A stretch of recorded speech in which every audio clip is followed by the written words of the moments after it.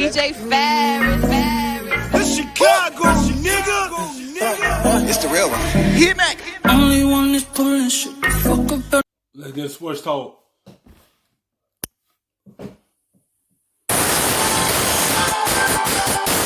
PFT on Yahoo Sports. Peter King, Mike Florio. Big stories in the National Football League. And the Baltimore Ravens, Peter, picked up exactly where they left off last year in the regular season, not the playoffs, regular season. Another win, now 13 in a row in the regular season.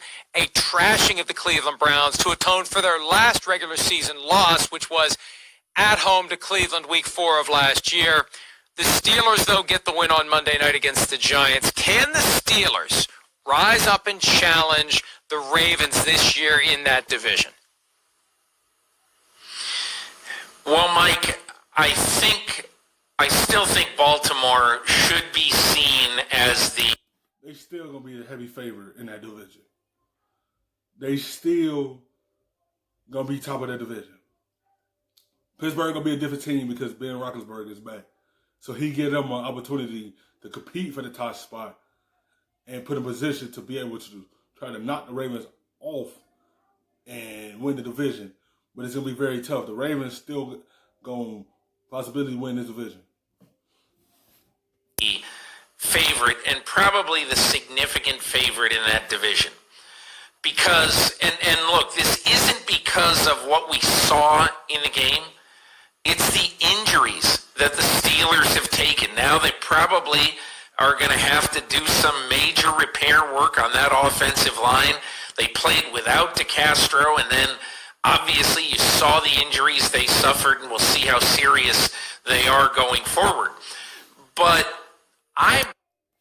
that's the only thing with Pittsburgh is can they stay healthy?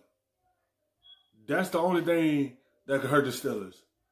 They have to stay healthy this season to be able to compete for the division. That's the only thing that could hold them back is health.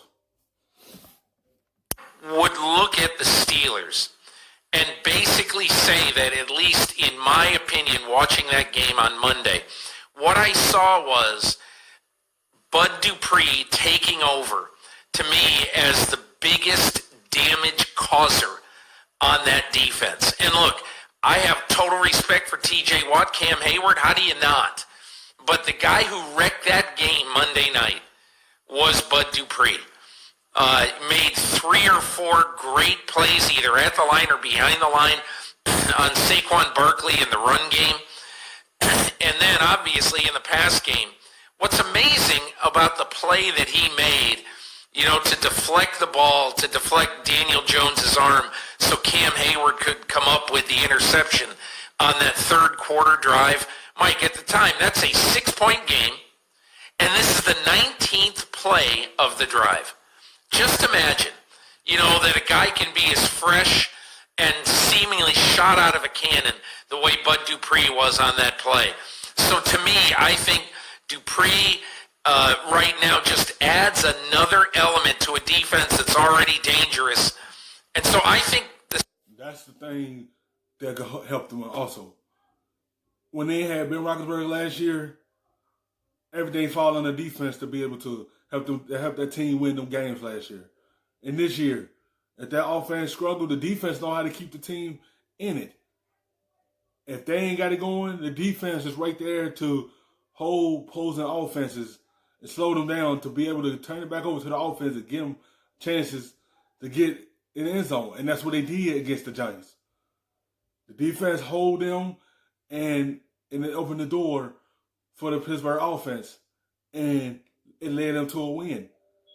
Because the offense got it going after the defense stops. Steelers are going to be a playoff team, but I do think that they're going to have some trouble keeping Ben Roethlisberger upright. Bud Dupree going to make himself a lot of money if he keeps playing like he did last night. Franchise tag this year, $15.8 million, 20% raise or the open market next year. Peter, and the Steelers may regret not getting a long-term deal with him done. Then again, maybe he wouldn't be as dominant if he wasn't chasing that long-term deal he has yet to get. Either way, the Steelers chasing the Ravens, and they are going to have their work cut out for them. They get together for the first time Week 7 in Baltimore, so they have some time to get ready. But the Ravens were just incredible. Lamar Jackson, MVP form all over again. John Harbaugh told me after the game that they've seen growth from Lamar Jackson in the passing game, that he played about as well as he could have possibly played. I don't know where his ceiling is, but he's getting close to it. And the reality is, Peter, he's got 23 total career starts. As he sees more, as he plays more, he's going to get better. So many of these great quarterbacks today in the NFL are early in their careers, and they don't have that breadth of experience. That's all it takes. I said this. This year you're going to see them let him pass it more. You watch that Cleveland game. He's dropping back and dropping dimes to the tight end for a touchdown. You see him dropping back and passing with confidence. That's all it's going to take, because teams are going to expect them to run. So their passing game is going to be open, because everyone's eyes is going to be in the backfield. And now the passing game is a full effect, because what you suspected from them to run, they still going to do that. So you add the passing game with the run, that will make the Ravens even more dangerous this year. And they haven't seen all these defenses and all these looks, and they aren't as comfortable as they're going to be. They're only going to get better, and that's going to make it harder for the Steelers or anyone else to keep up with the Ravens. I think the one thing about the Ravens that I really like right now is that they have invested where they're strong. Okay, so let's talk about the running game. The Ravens have one of the best running games in NFL history last year, and so what do? They take J.K. Dobbins in the second round. He makes that running game great for the long haul, Mike. They're not just concerned about this year. I like how Eric DeCosta of the Ravens is always having an eye on the future. Yeah, I agree with you completely, and they are going to be a huge factor this year, as will the Steelers. Maybe 3 games this year between those two teams by the time it's all said and done. That's it for PFT on Yahoo Sports. We'll see you next time. Have a great day.